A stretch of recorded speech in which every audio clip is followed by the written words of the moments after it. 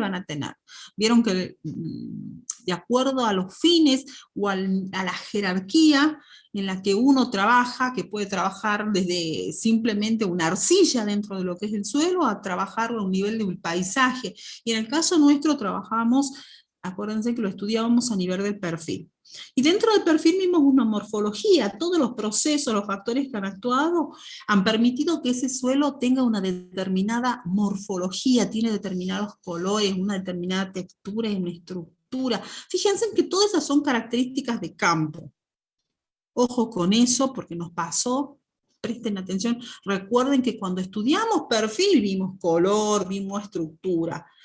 Eso no se ve ahora acá, en lo que es una interpretación de análisis de suelo, porque el color eso se determina a campo, la estructura se ve a campo. Ahora todo lo que vamos a ver son esas propiedades que no son visuales, ¿sí? Por eso hablábamos, por ejemplo, vamos a ver el contenido de materia orgánica, vamos a ver la salinidad, o sea, vamos a ver valores. Si bien cuando estábamos estudiando el perfil, podíamos hacer una observación, por ejemplo, y decir, bueno, por las determinados indicios, características, nos podía estar diciendo que este perfil tenía determinado, podía tener sal o no, pero no sabíamos las cantidades. Ahora vamos a cuantificar la cantidad, vamos a ver qué valor tiene, por ejemplo, de capacidad de intercambio catiónico. El pH, valores más exactos que cuando se toman a campo. Entonces, en síntesis, lo que yo les quiero decir es que el análisis de suelo es un complemento de lo que es el estudio del perfil del suelo, de la morfología. Lo complementa. ¿Está bien? Entonces vamos a ver propiedades que ahora se van a cuantificar. Pero de ninguna manera, ojo, y esto les cuento yo por mi propia experiencia. Cuando yo me recibí, bueno, yo venía trabajando ya en la cátedra de edafología de la universidad, desde que era, antes incluso de ser profesional, a mí ya me interesaba el tema de edafología. Y lo que yo les quiero comentar, un compañero, me acuerdo que vino, tenía compañeros que ya se habían recibido, que estaban también trabajando, y vinieron con un análisis de suelo, porque justamente el trabajo que le habían dado es gente que quería comprar tierras. Y quería comprarlas partiendo, conociendo con análisis de suelo. Entonces yo siempre les digo, felizmente en ese momento, algo me iluminó. Ojo que en un análisis no van a ver un montón de cosas. Por eso digo que es un complemento. No me basta a mí. A mí no me basta con saber un análisis. Es cierto que un análisis habla mucho de las propiedades de un suelo, pero no me dice la ubicación que tiene ese suelo en el perfil. No me dice las posibilidades que tiene, por ejemplo, si está ubicado en una pendiente o no, si las posibilidades que tiene de inundarse. Incluso, si bien la muestra va al laboratorio, en algunos casos a mí no me dicen los porcentajes de pedregosidad que tiene o no. Porque acuérdense que en un análisis de laboratorio, y ya les explico, las muestras pasan por un tamiz de 2 milímetros. Es decir, se trabaja con partículas menores o iguales a 2 milímetros. Entonces, ojo, no es suficiente con el análisis, ¿sí? Entonces, en el análisis yo voy a analizar determinadas propiedades, pero no me está hablando completamente del suelo. Entonces, cuando yo quiero hablar de un suelo, necesito saber también qué es lo que está pasando. O sea, necesito saber la morfología del perfil, ubicarlo, qué características tiene. ¿Está bien? Entonces, bueno, eso quiero que les quede claro. Entonces, en síntesis, el análisis complementa al estudio del perfil del suelo, pero no es suficiente. Lo complementa. Necesito los dos. Saber, conocer lo que pasa en el perfil, más el análisis. Fíjense en que cuando hicimos o cuando estudiamos taxonomía de suelo, justamente la taxonomía clasifica el suelo y tiene en cuenta esas dos cosas. Estudia el perfil y los análisis. Una cosa complementa a la otra. No basta. Bien, entonces vamos un poquito a ver ahora qué los principios de todo tipo de muestreo. Y esto se sujeta no solamente a lo que es un muestreo de suelo, a un muestreo en general. Cuando ustedes estudiaron estadística, recuerden que yo tengo acá una población suelo. Entonces yo no me puedo llevar las hectáreas a estudiarla. Lo que yo hago es tomar una muestra. Entonces, y yo necesito que la muestra, por lo tanto, sea representativa del perfil que yo estoy estudiando. Si no, no me sirve. Entonces, podríamos decir, un concepto que nos tiene que quedar muy claro de todo muestreo es que el análisis no puede ser mejor que la muestra. Es decir, cuando yo me refiero al análisis, ¿qué quiere decir? Que puedo haberlo hecho técnicos con el más alto nivel, excelentes profesionales, haber utilizado los mejores estudios de última tecnología, pero si eso no me representa lo que yo estoy estudiando, a mí no me sirve. Entonces, en síntesis, el éxito de un análisis de suelo, ¿de qué depende? De la obtención de que esas muestras de suelo sean representativas. Esto es nada más, fíjense, que estadística pura. Y, ojo, del posterior manejo que haga de ellas. ¿Eso por qué? Porque hay determinados tipos de análisis de suelo que requieren tener determinados cuidados después que yo lo haga. ¿Está bien? Entonces, el propósito del análisis, ¿para qué hago el análisis? Es lo que va a determinar el tipo de muestreo. Y ojo que en suelos existe una gran variedad de análisis, ¿sí? Se puede hacer análisis, por ejemplo, porque simplemente quiero saber la cantidad de nitratos o los nitratos de un suelo. En ese caso es un análisis específico. Yo tengo que ir al laboratorio y decir, me interesa esto, ¿sí? Porque si no, no me los van a dar en los análisis comunes. Entonces, puedo tener objetivos de fertilidad, de salinidad, de sodicidad, de contaminación, ¿sí? Cuando yo quiero hacer cartografía, es otro tipo de análisis. Entonces, hay que especificar cuál es el objetivo. Nosotros nos vamos a centrar en dos tipos de análisis. Vamos a ver qué son o los que más vimos son los de clasificación taxonómica y los análisis de fertilidad de suelo. Entonces, cuando yo hablaba de que nos interesaba que el posterior manejo de la muestra justamente apuntaba a esto. Si yo voy a hacer, por ejemplo, un análisis de nitratos, estos son tipos de análisis que al ser mediados los nitratos por microorganismos, ustedes recuerden que en un análisis común me dan el nitrógeno total, no los nitratos, y que ese nitrógeno total tiene que mineralizarse y pasar a nitratos. Entonces todo esto está mediado por microorganismos, microorganismos que se ven afectados por el ambiente, por ejemplo, pH, temperatura, humedad. Entonces, en el fondo, conocer los nitratos es una foto. En este momento, esto es lo que hay de nitratos. Yo sé que cuando suba, baja la temperatura, aumente o baje la humedad, este valor va a cambiar. Entonces, si yo no voy a llevar en ese momento las muestras en laboratorio, por ejemplo, lo conveniente es ponerlos en la heladera, de modo tal de mantener las condiciones y la muestra me dura muy poco tiempo. Yo debo llevarla urgentemente a por ejemplo, al INTA, donde me van a hacer los análisis. Por darles un ejemplo, porque es un laboratorio de referencia. ¿Sí? Hay otros lugares donde se hace análisis en forma privada, pero lógicamente el INTA es un lugar de referencia. Bueno, como les decía, en suelos hay una gran variedad de análisis, y de acuerdo a ese objetivo, por lo tanto, de análisis, diferentes tipos de muestreo. Entonces, por ejemplo, los análisis de clasificación taxonómica, yo les contaba el de diagnóstico de fertilidad, puede ser de evaluar la salinidad, alcalinidad, la estabilidad estructural. Ustedes recuerden cuando medíamos densidad aparente, cómo nos llevábamos muestras y que esas muestras deberían estar inalteradas, o sea, tratar de mantener, reflejar lo que realmente la estructura que está en campo. Podemos hacer análisis de indicadores de calidad de suelo, en fin, una variedad. Como yo les decía, contaminación, en fin. Incluso cuando se hace estudios de fósforo en lugares donde se ha fertilizado, también el muestreo es diferente. En fin. Entonces, chequemos un poquito los dos más importantes, el de clasificación taxonómica, por ejemplo. El de clasificación taxonómica es un estudio, ustedes ya saben que son las determinaciones son específicas para clasificación taxonómica. ¿Sí? Por darles un ejemplo, cuando medíamos fósforo, acuérdense que usted decía fósforo en ácido cítrico. Ese es un tipo de determinación de fósforo. Nosotros lo podíamos equiparar con una determinación más común que se hace de fósforo acá, que es la determinación que se hace Bright-Kurt número 1, que es la más común acá, o por ejemplo puede ser la de Onsen cuando hay carbonatos de calcio, ¿sí? Pero en clasificación taxonómica siempre los análisis son específicos.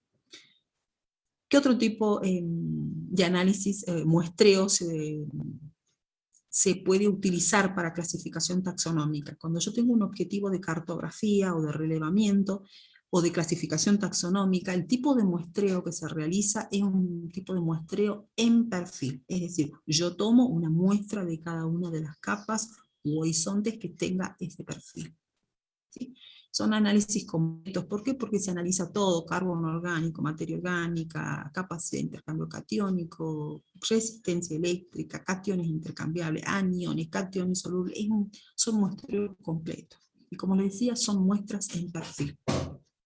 Fíjense y compárenlo cuando mi objetivo, por ejemplo, es determinar la fertilidad de un suelo. ¿Sí? Los análisis en cambio de fertilidad, el tipo de muestreo que se hace es un muestreo superficial. Generalmente se toma una muestra de los primeros 20 o 30 centímetros, que son donde normalmente se remueve el suelo, ¿sí? Y acá se priorizan algunas determinaciones.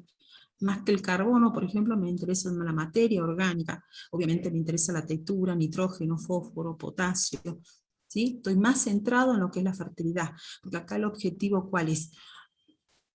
Es que un productor o alguien que está manejando el suelo observe si hay deficiencia de algún nutriente, porque va a realizar un determinado cultivo y quiere ver si hay una determinada deficiencia.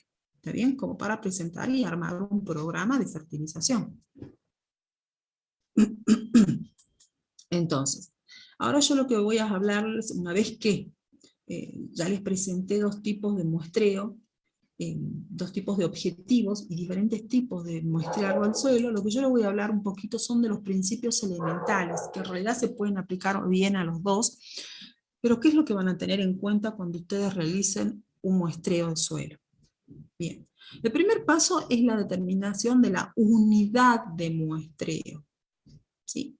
Y eso siempre, y escuchen lo que yo les digo, siempre que ustedes vayan a muestrear, ¿sí? Que vayan a campo, y ya lo habíamos dicho, necesitamos información previa. No me voy al campo sin no saber nada de a dónde voy. Siempre antes voy y busco información. Si hay análisis cartográfico, fotografías aéreas, imágenes satelitales, algún trabajo que se haya realizado sobre esa zona. Por ahí son trabajos de riego y donde justamente han estudiado el suelo, por darles una idea. Pero se busca información. Eso me va a permitir a mí determinar, por ejemplo, la presencia de unidades en el paisaje, de unidades que sean homogéneas, porque eso es lo que es una unidad de muestreo. Son unidades homogéneas, ¿está bien? Entonces, ¿qué tengo en cuenta yo para determinar esas unidades homogéneas? Una vez que yo fui, que investigué, vuelvo a campo, voy a campo y hago un relevamiento, es decir, chequeo la información que yo relevé, que busqué previamente. Y ahí voy a determinar mis unidades de muestreo. Como les decía, son unidades homogéneas. ¿Por qué? Porque nosotros estudiamos que el suelo es variable, varía su pendiente, varía la textura que puede tener, varía el contenido de sales, puede variar la profundidad, y hay una gran variedad. Entonces yo tengo que separar unidades que sean homogéneas, ¿está bien? Entonces ya vemos qué vamos a tener en cuenta para separar esas unidades que son homogéneas y que le llamamos unidades de muestreo. Entonces también vamos a determinar el tamaño de esa unidad de muestreo. ¿Qué profundidad? ¿Cuándo muestreamos? Y las herramientas necesarias. ¿Qué vamos a ver también acá? La identificación de la muestra y cómo vamos a conservar la muestra. Entonces, denme 2 segunditos.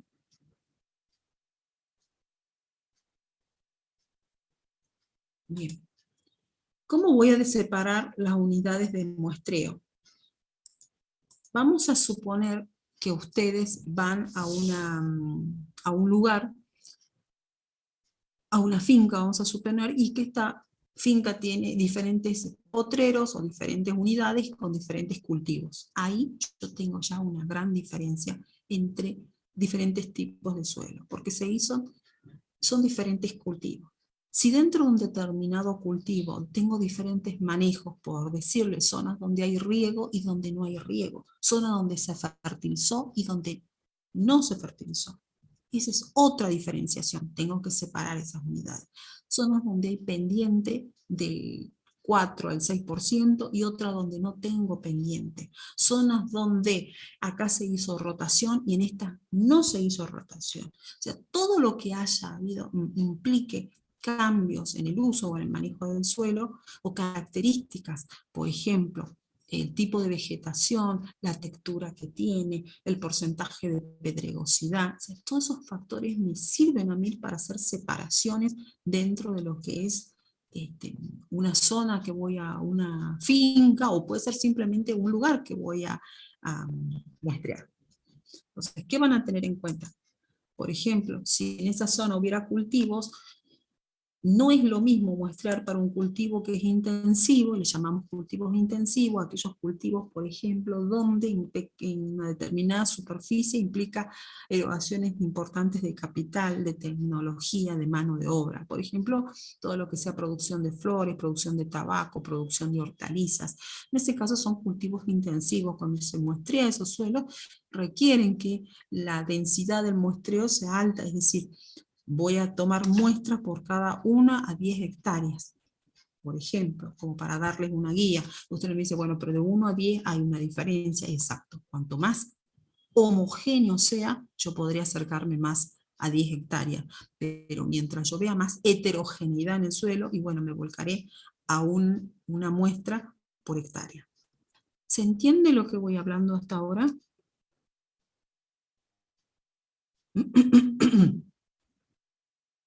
¿Alguna pregunta? Profe, Sí. Bien, bueno, ¿qué pasa entonces? Vamos a pasar ahora cuando los cultivos son extensivos. ¿A qué le llamamos un cultivo extensivo? Le llamamos un cultivo extensivo, por ejemplo, al de poroto. Son grandes superficies de porotos, maíz, trigo, ¿está bien? Estos son cultivos extensivos. Ahí generalmente las muestras que se toman son 1 por cada 50, 100 hectáreas y volvemos a lo mismo.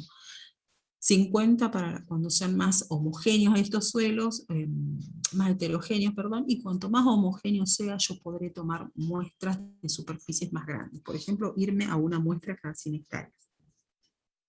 Bien, eso es a modo de guía, ahí va a jugar mucho el criterio de ustedes. Bueno, ¿con qué muestreo? Generalmente lo que se trabaja puede ser con una pala. Fíjense, este es un tipo de muestreador que es bastante útil. ¿Por qué?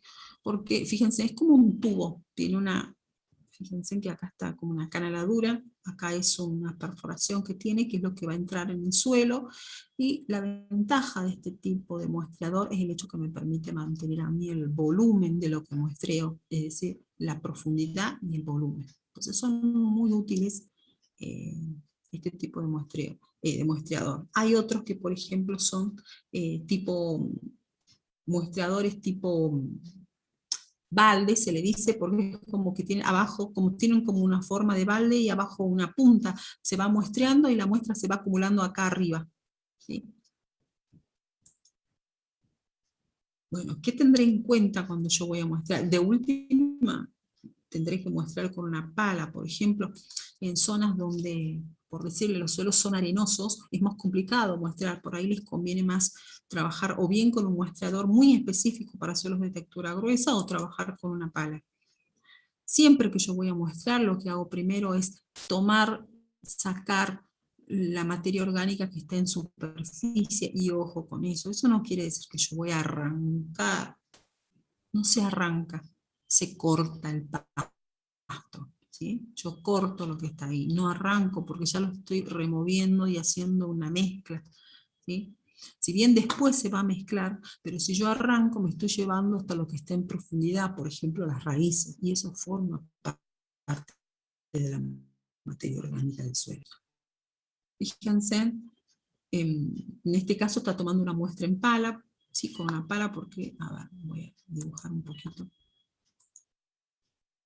Generalmente lo que se hace es hacer un pequeño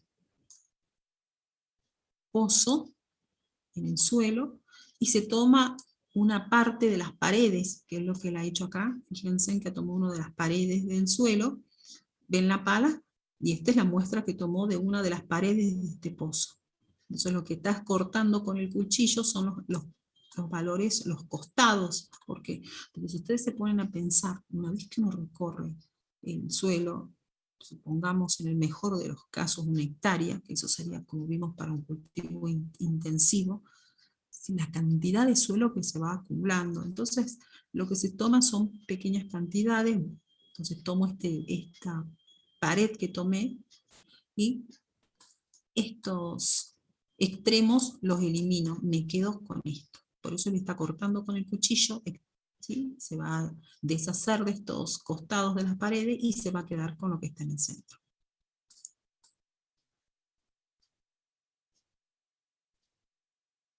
Bien, ¿cómo realizo este muestreo? Fíjense, cuando yo tengo un lote, un lugar a muestrear, lo que se hace es comenzar por uno de los extremos. ¿Sí? Lo que yo hago, por ejemplo, es comenzar por los extremos y trato de cubrir en mi muestra la mayor cantidad de superficie. Yo voy zigzagueando, se dice, es decir, yo hago esto, me voy hacia un lugar, me voy hacia el otro, a uno, al otro, trato de cubrir la mayor cantidad de superficie. Ojo, vuelvo a lo mismo, mi muestra tiene que ser representativa, es decir, yo no voy a muestrear aquello que realmente no represente lo que yo quiero estudiar, por darles un ejemplo. No me voy cerca de los alambrados, porque yo sé que los alambrados es otra cosa.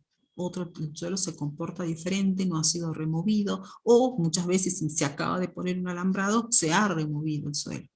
Entonces, o por ejemplo, si yo en el suelo tengo zonas donde yo tengo manchones, por ejemplo, en los cultivos puede pasar que hay zonas donde yo veo que acá no prospera, y ustedes a lo lejos ven un manchón amarillo y algo está pasando ahí. Esto requiere otro muestreo, un muestreo diferente a lo común. Vuelvo a repetir, tiene que ser representativo de lo que yo quiero ver. Por ejemplo, las zonas donde cayó fertilizante, productos químicos, porque hay un camino, eso no se muestrea, eso no es lo que yo quiero estudiar. Entonces, por ejemplo, comienzo por una esquina y lo que se hace es dar 20 pasos. Entonces doy 20 pasos y acá tomo la muestra. Camino 20 pasos en sentido opuesto, tomo la muestra acá. Camino 20 pasos en el otro sentido y tomo la muestra. ¿Se dan cuenta? Voy recorriendo así, en zigzag. Eso es lo que hago. Voy recorriendo el predio, zigzagueando. ¿Está bien? Trato de cubrir todo. Si yo llegara a tomar una muestra de un lugar que no es representativo a lo que yo quiero estudiar, lo que voy a obtener al final es algo que realmente no es ni esto ni esto, es una mezcla, por lo tanto no me sirve. Y ahí no se estaría cumpliendo la primera premisa que dijimos, la muestra debe ser representativa. Entonces, esto lo voy haciendo, esto que voy haciendo cada vez que tomo una muestra, por ahí le llamamos punteada. ¿Por qué? Porque bueno, se mete la pala, por eso hacemos una punteada, ¿sí? En este caso está tomando una muestra con un muestreador. Yo la recojo, en este caso es un balde, puede ser bolsas, siempre busco bolsas que tengan un buen... ¿Por qué? Porque cuando voy a campo esto se va haciendo pesada la muestra y lógicamente si voy perdiendo la muestra, imagínense el problema que tengo. Siempre que yo voy a muestrear, planifico. Antes me fijo que no me falten las tarjetas donde voy a anotar el número de muestra, dónde lo tomé, todos los detalles. No me falten las bolsas que tengan un buen micronaje, ¿sí? Todos los materiales, la pala, quién me va a acompañar a muestrear. Todo esto tengo que tenerlo planificado. Si voy a llevar esa muestra ese día al laboratorio, por ejemplo, la camioneta que esté disponible, en fin, todo debo planificar. Voy recogiendo entonces todas las muestras de estos puntos que yo les mostré, las puedo recoger, como decíamos, en un balde o en una bolsa. Y fíjense, una vez que yo he terminado ya de hacerme muestreo, lo que están acá haciendo es un cuarteo, ¿sí? Han volcado la muestra, todas las muestras que han tomado de todos esos puntos donde fuimos muestreando. Fíjense, tenemos mucha muestra, yo no me llevo esa cantidad a un laboratorio. A un laboratorio generalmente se lleva entre 1 y 2 kilos de muestra, 1,5 kilos, no más que eso, ¿sí? Entonces tengo demasiada cantidad de suelo, entonces tengo que reducirla. ¿Qué es lo que se hace? Primero desarmo bien todos los agregados que yo tengo, mezclo bien, eso lo debo hacer siempre, mezclar, constantemente estar mezclando. Una vez que yo tengo que he volcado todas esas muestras de suelo que he mezclado y me deshice, por ejemplo, de algo que no corresponda, por decirle, si hay un caracol, si hay hojas grandes, eso no corresponde, porque ya vuelvo a decirle, lo que lo que se analiza en el laboratorio es todo lo que son partículas menores o iguales de 2 milímetros. Entonces, una vez que yo he volcado esto en plástico, coloco un plástico, siempre me fijo que el plástico esté limpio, no utilizo plásticos donde se hayan sido utilizados para agroquímicos o para fertilizantes, y lo divido en 4. ¿Sí? Esto simplemente sirve para reducir la cantidad de muestras. Entonces, y me deshago de uno de los extremos. Por ejemplo, me deshago de 1 y 3 y me quedan 2. Vuelvo a mezclar, entrevero todo. Vuelvo a separar en 4, me vuelvo a deshacer de los extremos, por ejemplo 1, 3, me vuelvo a quedar con el resto ese. O sea, ¿hasta cuántas veces voy a hacer este cuarteo? Y bueno, hasta que yo consiga la cantidad de muestra que voy a llevar al laboratorio. Como decíamos, entre 1 y 2 kilos. Fíjense que aquí ya han terminado de cuartear, ya tienen la cantidad que van a llevar al laboratorio y lo están embolsando. Fíjense que el suelo está húmedo. Un detalle, lo ideal sería que yo vaya a muestrear cuando el suelo está húmedo, es decir, que no esté tan duro, porque ustedes no se imaginan lo que es lo duro que se pone el suelo cuando uno va a muestrear, si está seco. Y cuando está húmedo está más suelto, es mucho más fácil muestrear en esa situación. Tampoco me voy a un suelo que esté mojado, donde me voy a embarrar y va a ser un problema muestrear y va a ser imposible muestrear ahí, ¿sí? Lo ideal. Ahora, algunas veces no se nos da esa situación. Lo más común es que tengamos que mostrar una época donde el suelo está seco, pero vuelvo a insistir, lo ideal sería que esté húmedo. En ese caso, embolso la muestra, y también lo ideal es que cuando yo muestre, tengo unas tarjetas, ¿sí? Y donde perfectamente esté identificado el lote que muestré, el número de muestra, porque generalmente uno no va a tomar una muestra, generalmente cuando uno muestrea trabaja, y si peor si es un trabajo, por ejemplo, va a ser un estudio, generalmente son muchas muestras, entonces es importante tener perfectamente identificado. Entonces lo ideal que sería, fíjense, el suelo está húmedo, entonces que yo a mi tarjeta donde tengo el número de muestra, el lugar, el identificador, la profundidad, inclusive puedo tener las coordenadas, puedo abrirme con un GPS y perfectamente tener las coordenadas, porque me puede interesar, por ejemplo, volver a ese lugar. Entonces, yo eso lo meto en una bolsita de plástico, tipo esas bolsas de picolé que le decían antes, esas bolsitas chiquitas, y recién la meto acá, porque ustedes saben bien que la humedad corre la tinta, y si no los celulolíticos se van a comer el papel. Entonces, eso sería lo ideal, que haya entonces una tarjeta dentro y una tarjeta afuera. Sería lo ideal. Caso contrario, lo que voy a hacer es colocar una muestra perfectamente identificada afuera. Ustedes piensen que si en un laboratorio también se pueden perder, salirse la tarjeta, puede ocurrir algo, entonces colocando en 2 lugares a mí me asegura de que esto va a estar perfectamente identificado. Eso es lo que me está mostrando acá, ¿ves? La identificación que tiene afuera. Ahora bien, también, ¿cuándo voy a muestrear? Eso es un detalle. Por ejemplo, cuando el objetivo es la fertilización, generalmente siempre se muestrea antes de que yo vaya a sembrar, o si voy a hacer una plantación, es decir, me llevo un almácigo, antes. Y estoy hablando de, eso tiene también que ver mucho con el laboratorio.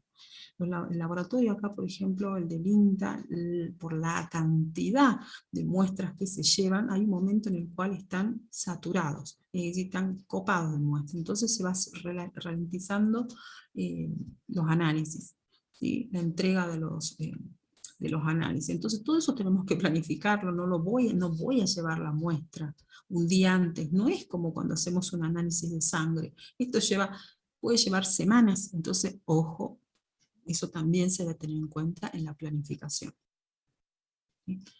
No puedo ir a apurar al laboratorio porque simplemente no dan abasto, no es una cuestión que ellos quieran, lo van llevando porque tienen sus picos los laboratorios y sus momentos donde se disminuye la cantidad de muestras que ingresan. Si mi objetivo, por ejemplo, es analizar microorganismos del suelo, porque los objetivos también pueden ser microbiológicos, por ejemplo, lo ideal es muestrear en las épocas donde yo tengo baja temperatura, es decir, una baja actividad biológica. Por ejemplo, se dice por temperaturas cercanos a los 5 grados. Si mi objetivo es, por ejemplo, realizar un muestreo de salinidad, generalmente se muestrean las muestras y también se muestra el perfil. Entonces, para que vean que todo depende de los objetivos que yo tenga. Bueno, ¿qué va a pasar una vez que yo llevo mi muestra al laboratorio? Una vez que yo llevo la muestra al laboratorio, hay alguien que me la va a recibir y esto se asienta tienen una especie de cuadernos donde se asienta quién llevó la muestra, a qué profundidad, de qué lugar son, o sea, todos los detalles que yo les pueda brindar, ellos van anotando. Le van a dar un número a mi muestra, ¿sí? Pero es un número que les sirve a ellos. Puede ser que nos lo den a nosotros en el sentido de poder identificarlas o no, pero generalmente ellos se manejan con un número. Esa muestra, ¿qué va a pasar? Se va a volcar, fíjense, en unas bandejas. Estas son las bandejas que normalmente tiene un laboratorio. Se vuelcan las muestras ahí y se las pone a secar. Ojo, las muestras jamás se llevan al sol. Lo que se hace es una habitación donde hay una buena ventilación, simplemente son ventanas que están abiertas. Tampoco voy a tener ventilador porque se imaginan, acá volaría todo. Simplemente tengo ventanas donde permiten una buena circulación de aire. Esto es una estantería, coloco las muestras, ¿sí? Y se van secando. Lo que se hace también es cuando se las coloca, cuando se vuelcan las muestras, es romper, si hubiera terrones, si hubiera quedado algún terrón, o agregados, los rompo, ¿sí? De modo que quede suelto y se va secando. ¿Sí? En muy raras ocasiones se hace un secado con estufa, eso generalmente no se hace.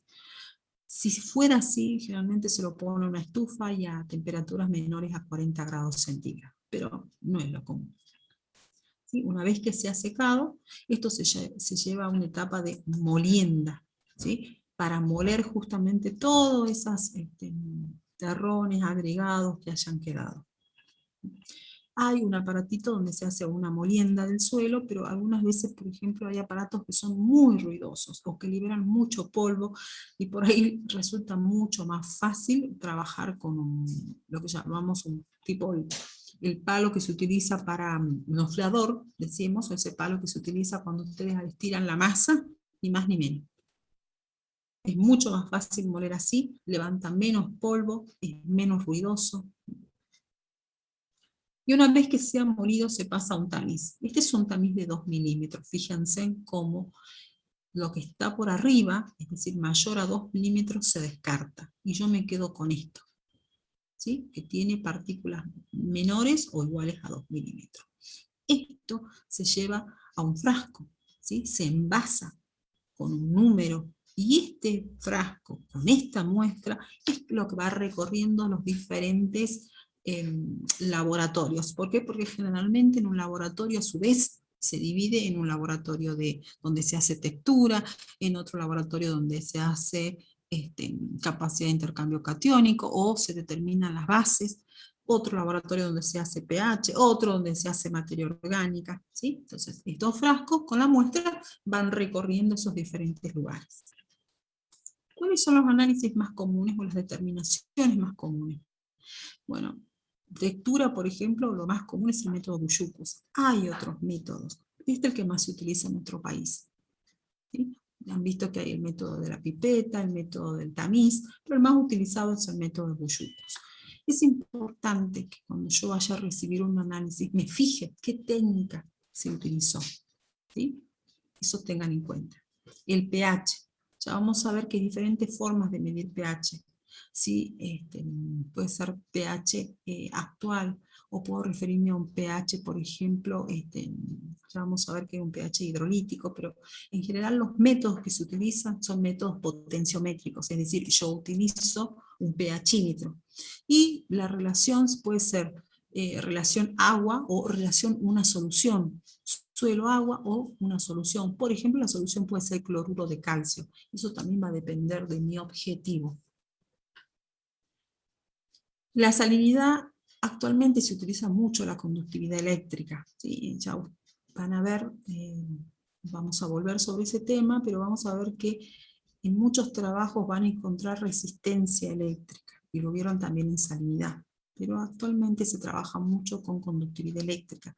Y si bien, por ejemplo, se trabaja en lo más común es el extracto de saturación, también se hace la determinación de la salinidad mediante la conductividad eléctrica en mezclas de suelo-agua, que pueden ser 1,2,5 o 1,5, es decir, una parte de suelo, 1,5 de agua, o una parte de suelo, 5 de agua. El nitrógeno total, la técnica más común, la de microkelvin. ¿Sí? Ustedes saben que las unidades de nitrógeno total son porcentaje, que la salinidad se mide en mínimos por centímetro, la materia orgánica en porcentaje. La capacidad de intercambio catiónico. Las unidades ya saben que son centimol cargas por kilogramo, o 1000 equivalente cada 100 gramos, ya lo vimos. Y la técnica más común es la de acetato de amonio, ¿sí? Un normal, pH 7. Y esto también lo vimos cuando vimos conductividad eléctrica efectiva y conductividad eléctrica potencial. En este caso, fíjense en cómo yo estoy llevando las muestras a un pH 7. Y ahí hago una aclaración. Esto ténganlo en cuenta. Esta es una técnica para determinar la capacidad de intercambio catiónico. En el laboratorio del INTA, me refiero al INTA Cerrillos, normalmente la capacidad de intercambio catiónico se determina midiendo las cantidades de calcio, magnesio, sodio y potasio. ¿Sí? Es decir, lo que se está suponiendo es que la concentración de hidrogeniones que hay en el complejo de intercambio tiende a cero, es muy baja por las características de nuestra región. Entonces, lo que hacen ellos es determinar las bases, las suman y la aproximan a la capacidad de intercambio catiónico. Tengan en cuenta eso. Entonces, si ustedes necesitan específicamente esta técnica, van a tener que hacerlo en otro lugar. ¿Se ha entendido esto? Eso préstenle atención porque es una forma, por eso les digo, siempre que yo llevo un análisis necesito saber qué técnica se utilizó. Esa es una técnica, una forma de medir la capacidad de intercambio catiónico que le funcionó muy bien al laboratorio, anduvo muy bien para nuestra zona, donde no hay muchas precipitaciones, se acerca mucho al valor de la capacidad de intercambio catiónico. Bueno, para medir el fósforo extractable, es decir, el fósforo que está absorbido o el fósforo, perdón, que está en el suelo, este concepto de extractable hace referencia a lo que la planta puede tomar. O sea, se utilizan soluciones donde se extrae el fósforo del suelo y estamos suponiendo que es la extracción que realiza por la planta. ¿Sí? Cuando los suelos no son calcáreos, es decir, no hay carbonato de calcio, se utiliza la técnica de Bray-Curve número 1. Y la unidad que se utiliza para fósforo es parte por millón. Ahora, si yo en mi suelo tengo carbonato de calcio, por eso hablo de suelos calcáreos, se utiliza otra técnica, que es el método de Olsen. ¿Sí? Las unidades también son las mismas, partes por millón. El potasio que se mide es el potasio intercambiable. Fíjense en la diferencia. Yo acá mido el potasio que está sorbido en el complejo de intercambio. Cuando mido nitrógeno, es el nitrógeno orgánico. Cuando yo mido fósforo, vuelvo a repetir, utilizo soluciones extractivas que suponen lo que la planta va a tomar. Entonces fíjense en que son cosas diferentes, ¿sí? Nosotros les voy a dejar un apunte donde están las técnicas, los principios de las técnicas, no la técnica, sino los principios, que los tienen que saber para el final, ¿sí? No para ahora, sí para el final.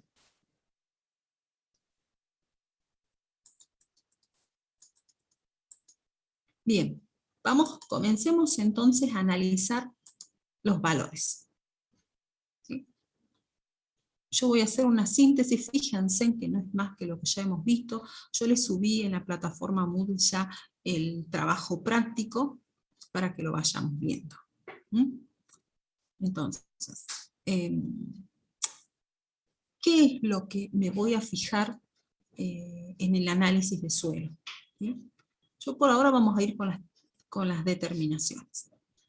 Fíjense. Nosotros vimos cuando comenzamos física del suelo, por eso les digo que interpretación de análisis es un repaso. Vimos que la textura es una propiedad básica, que no se modificaba, ¿sí? Y la relación que guarda con muchas propiedades del suelo. Y la relacionamos justamente esto, utilizamos la tablita de Israelsen para relacionarlo con la infiltración, con la porosidad, con la densidad aparente. Nos daba valores de retención de agua a capacidad de campo, en punto de marchitez permanente, la cantidad de agua con el suelo cuando el suelo está saturado, en fin. Me dice cómo se va a comportar el suelo. Entonces cuando yo analizo, tengo un análisis de suelo en mis manos, comienzo también fijándome, además de cuáles son los horizontes, ¿sí? Ya vamos a ir a un análisis. Una de las primeras propiedades que me van a poner son la textura. Entonces, ahí sé mucha información, ahí ustedes van a evaluar y van a decir si ese suelo cuando pase la maquinaria es pesado, si puede tener problemas de drenaje, cómo va a ser la retención de agua que va a tener, ¿sí? Cómo va a ser en cuanto a la aireación que va a tener ese suelo, ¿sí? A la fragilidad que puede tener, porque por ejemplo es un suelo de textura gruesa y yo sé que tiene muy poco contenido de materia orgánica, en fin, si va a ser plástico, si va a ser adhesivo, por ejemplo la tendencia a erosionarse si hay mucha fracción limo. Entonces, esa sería la importancia que tiene la textura. Dijimos que la técnica con la que se determina la textura en laboratorio, la más común, es la técnica de Bouchoucou. Se basa en un método de sedimentación, y está basada en la ley de Stock. ¿Qué es lo que me dice esta técnica? Básicamente es un acercamiento, supone que las partículas son redondas, pero sabemos que no son todas redondas, las arcillas no son redondas, ¿sí? Son planas. Entonces, pero es una buena aproximación, y lo que se observa cuando se aplica esta técnica es cómo se van decantando, sedimentando las partículas, primero las más gruesas, lógicamente la fracción arena, luego sigue la fracción limo y al final las arcillas. ¿Sí? Es más que nada, es un análisis granulométrico donde a mí me dan los porcentajes de arena, limo y arcilla. ¿Sí? Y para esto, para determinar la cantidad de partículas, la concentración de esas partículas, se utiliza un hidrómetro, o el densímetro de Bouchoucou. Y eso es lo que está haciendo acá este señor. Eso que tiene en la mano, esto es un densímetro. Y lo está colocando, por ejemplo, acá lo que se ve que están todas las partículas en suspensión. Entonces está midiendo, probablemente acá, fíjense en abajo, ya haya sedimentado la arena, en lo oscuro, lo que está midiendo es la arcilla. Bien, una vez ya sabemos nosotros que las clases texturales se muestran en forma gráfica en el triángulo textural, ya determinamos las clases texturales, vimos que con el porcentaje de 2 ya determinamos una clase textural. Bien. Y ahora vamos a ver el pH, y ahí me voy a tener un poquito más porque vamos a ver 3 tipos de pH. ¿Sí? ¿Hasta aquí alguna pregunta, alguna consulta?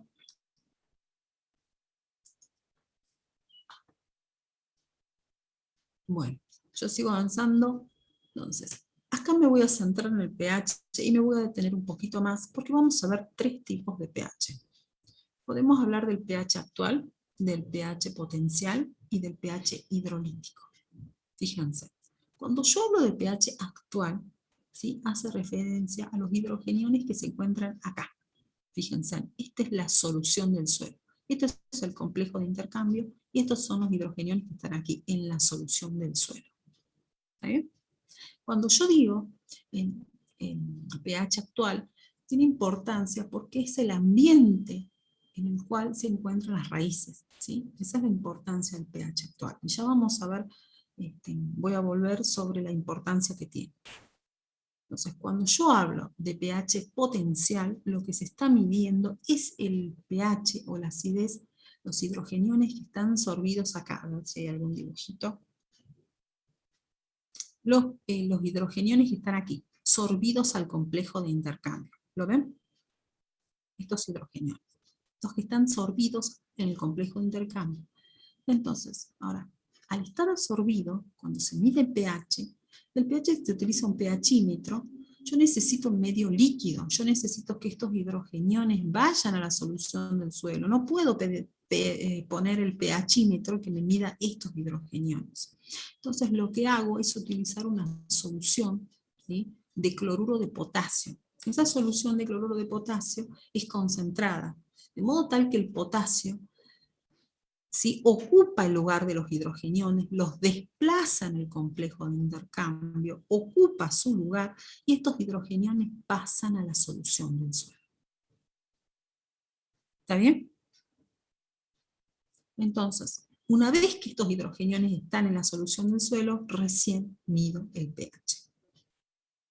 ¿Está bien? Entonces, eso es lo que se conoce como pH potencial. Pregunto yo, ¿cómo será el pH potencial comparado con el pH actual?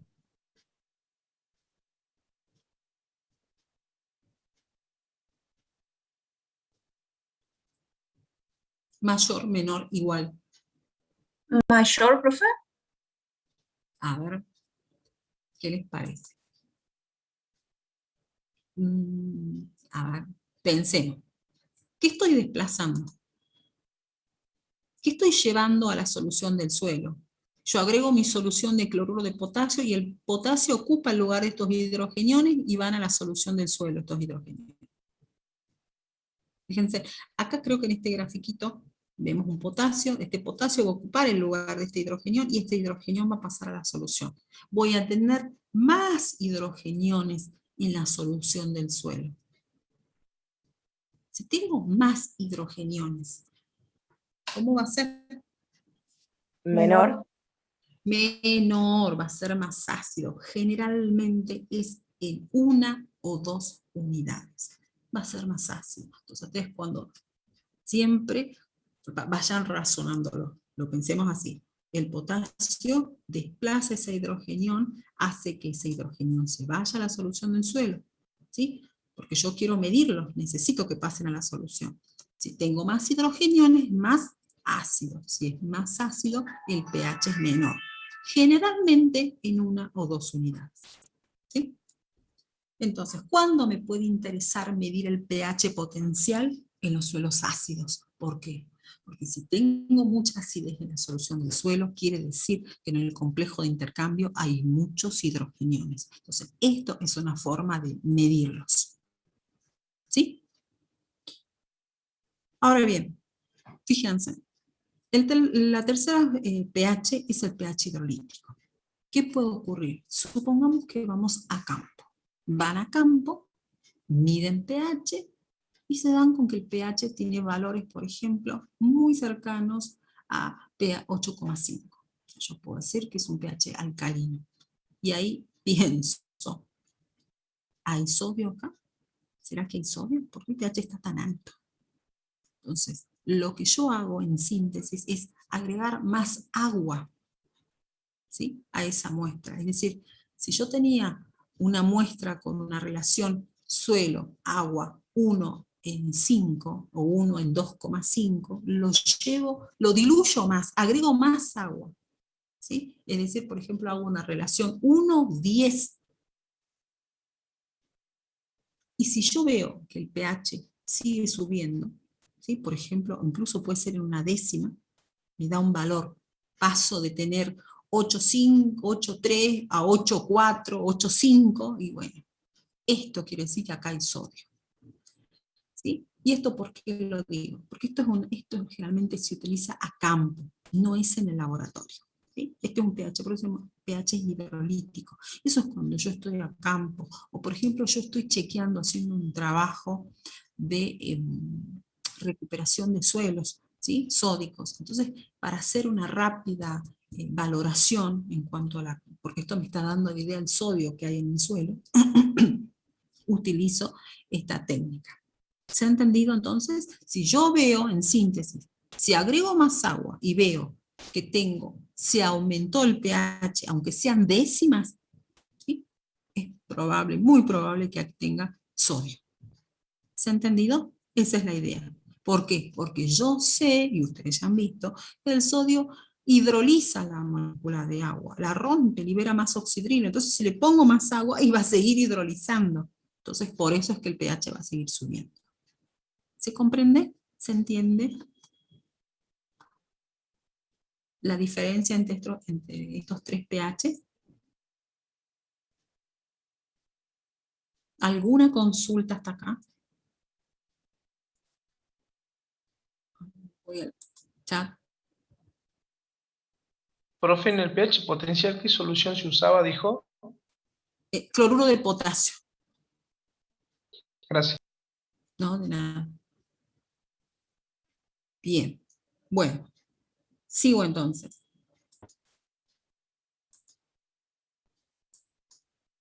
Bien. Acá les muestro cómo son las relaciones, es decir, por ejemplo, el pH actual, o le llamamos también acidez real, ¿sí? De la relación se puede medir en una pasta saturada, la pueden encontrar en un análisis de suelo como pasta saturada, la pueden encontrar con una relación agua-suelo 1,1 a 1,25. ¿Qué quiere decir 1,1? ¿Sí? Se refiere a 1 gramo de suelo, 1 mililitro de agua. ¿Está bien?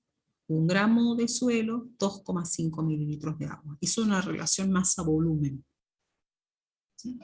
Esto se puede hacer entonces en una relación suelo-agua, o puede ser una relación suelo-solución, por ejemplo, de cloruro de calcio. Esto se utiliza mucho en investigaciones y para determinados tipos de suelo. Fíjense que el cloruro de calcio está en una concentración de 0,01 molar. ¿Sí? También en una relación 1,1 a 1,25. Se puede medir, dijimos, el pH potencial, o también le llaman acidez de cambio. En ese caso, fíjense en la concentración de cloruro de potasio que me preguntaba su compañero, que es 1 molar. Esa es la concentración de cloruro de potasio que se tiene que utilizar para esta técnica. Y generalmente se hace en una relación 1,25, es decir, 1 gramo de suelo, 2,5 mililitros de solución de cloruro de potasio. El pH hidrolítico, fíjense en cómo, comparado con el pH actual, fíjense en cómo hay más agua, ¿sí? Está más diluido. Esto es a los fines justamente de chequear si hay sodio. Bien. Veamos entonces la importancia de la determinación de pH. Y aquí cuando hablo de pH me estoy refiriendo al pH actual. ¿Por qué ustedes tienen que manejar el pH? ¿Qué importancia tiene?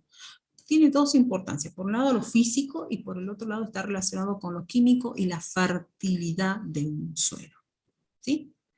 Vamos a pasar a estos detalles. ¿Quieren 5 minutos de descanso? ¿Vamos bien hasta ahí? ¿Quieren preparar un mate? Vamos a descansar 5 minutitos nada más y seguimos. Despéjense, sacudan la cabeza y vamos a ir específica ahora a meternos más en el análisis del suelo. ¿Sí? ¿Profe, me escucha? Sí, sí le escucho, perfecto. Sí, Quería hacerle una pequeña consulta nomás con respecto sí, escucho. al Sí. coloquio. ¿Sería ahora a las 9 o lo va a tomar antes de que finalice la clase? Yo pensaba, no, puede ser antes que finalice la clase. Una consulta. Sí, puede ser. Yo pensaba ahora 5 minutos nada más para descansar, no para que tomen el coloquio, no se asusten. Ah, ok. No, Gracias, ¿sí? profe. No, de nada. No, no, no, descanso nada más.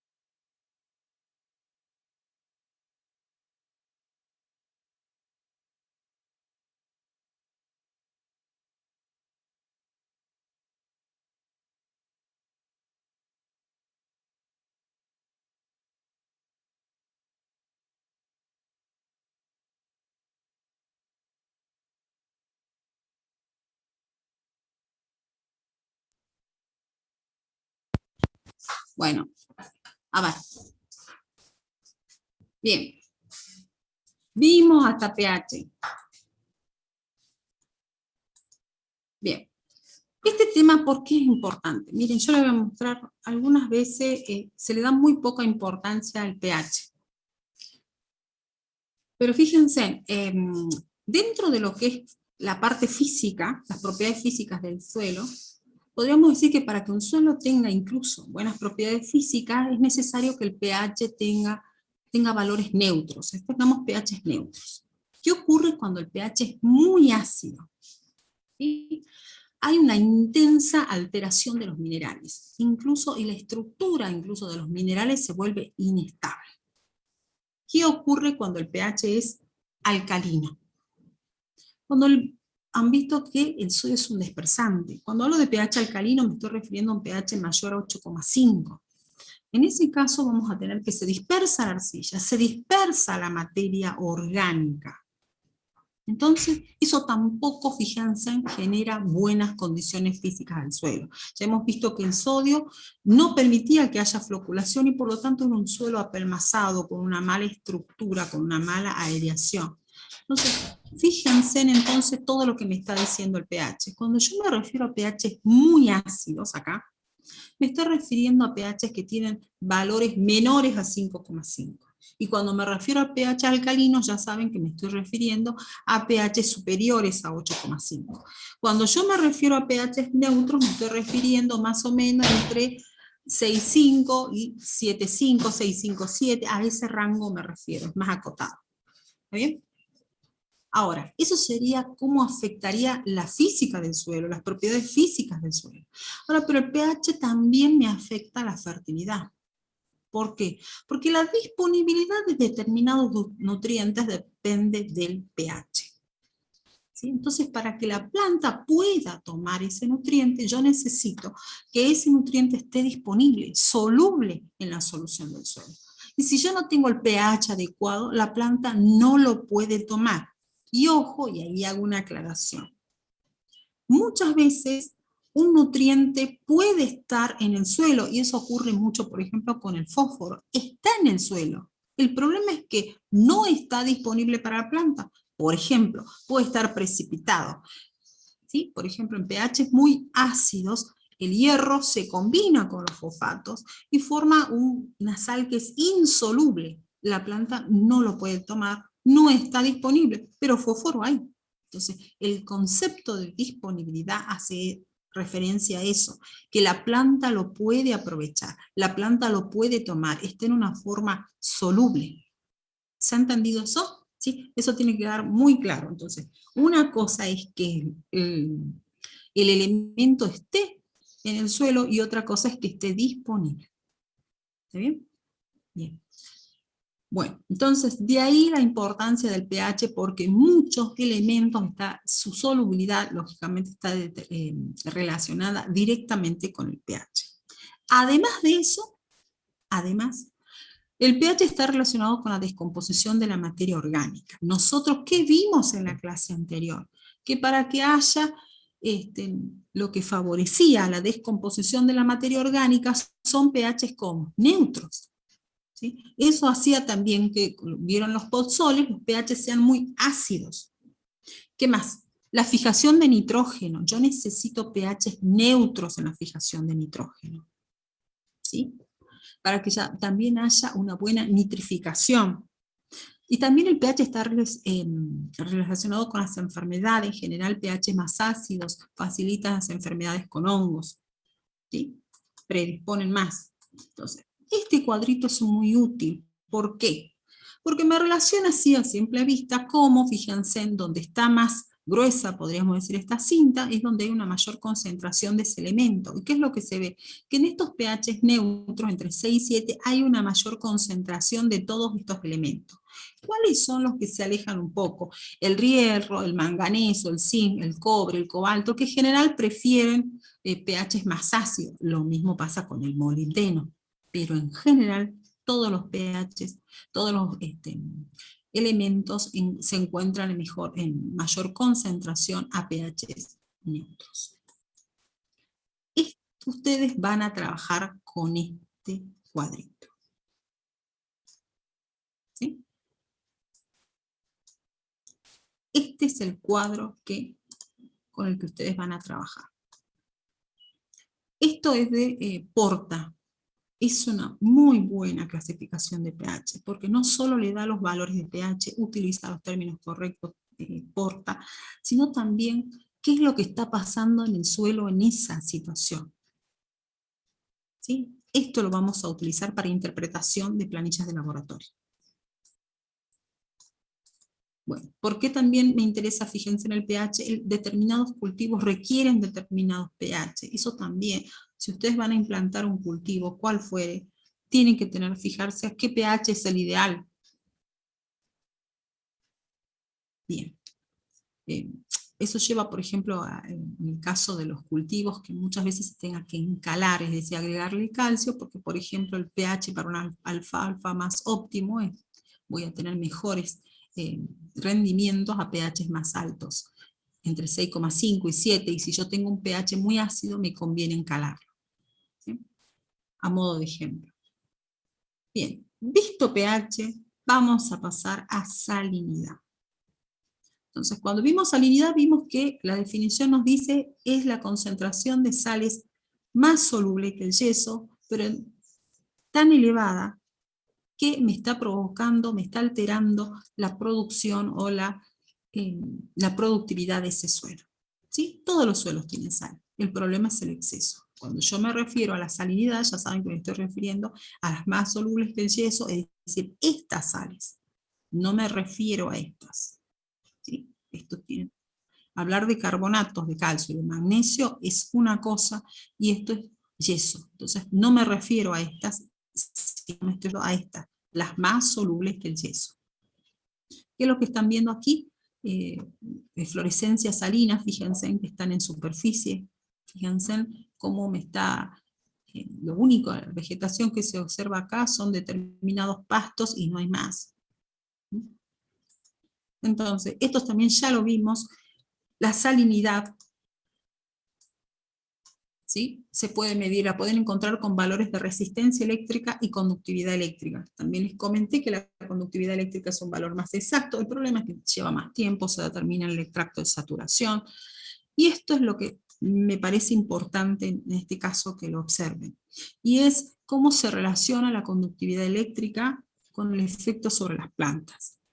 ¿Sí? Como por ejemplo a valores de 4, cuando consideramos que el suelo es salino, una conductividad eléctrica mayor a 4, o igual a 4, fíjense en que los cultivos salinos se pueden ver ya afectados. Incluso, yo les voy a decir, por eso es que tienen que prestar atención al cultivo, o a la especie que ustedes quieran implantar, porque hay especies que son sensibles, no hace falta que el suelo sea salino, el concepto de salinidad es un concepto grafológico, pero para esa especie, concentraciones menores ya a 4, a 1, a 2, ya puede estar afectándolos.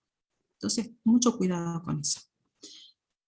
Ustedes, ¿por qué hablamos de resistencia? Porque mucha de la cartografía que ustedes tienen se refiere a resistencia eléctrica. ¿Sí? En ese sentido, acuérdense en que las unidades son ohm por centímetro, y desde este punto de vista consideramos que un suelo es salino cuando, ¿sí?, sus valores de resistencia eléctrica son menores a 300 ohm, cuando la textura es de media fina, y cuando es gruesa decíamos menores a 400 ohm. Y yo les dije alguna vez, con que sepan 300 ohm ya somos felices. Esto es para mostrarle a qué se refieren que el extracto de saturación, a qué nos referimos cuando hablamos de extractos de saturación, que es donde normalmente se mide la conductividad eléctrica. ¿Está bien?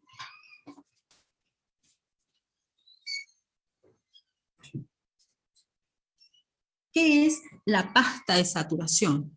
La pasta de saturación no es más que una mezcla de suelo, ya saben que esto es en un laboratorio, por lo tanto ya pasó por el tamiz de 2 milímetros, y donde se mezcla con agua destilada. Fíjense, esta es una espátula, lo que hacemos es mezclar, hasta que se hace una pasta.